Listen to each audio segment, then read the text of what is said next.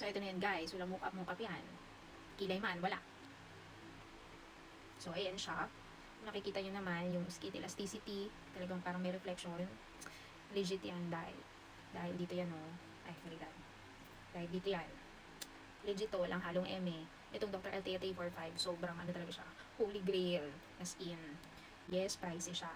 Pero, wag kayong ma-entice doon sa murang halaga. Sinasabi ko sa inyo, mas lalong masasayang yung pera niyo. Bumili na kayo ng totoo.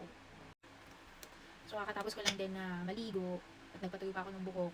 And then, nakapag-toner na rin ako using my 04 pad. Ito siya. Ayan.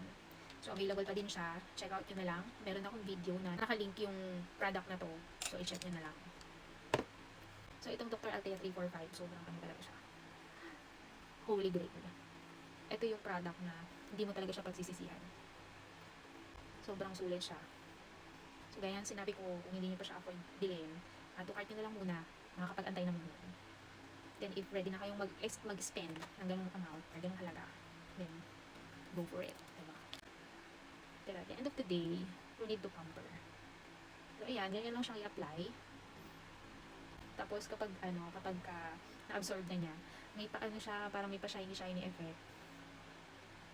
Para siyang may filter. Parang naka-filter yung face ko, pero hindi. So, ganyan siya ka-smooth. Tapos, itong tigyawat na to, nadadry yan.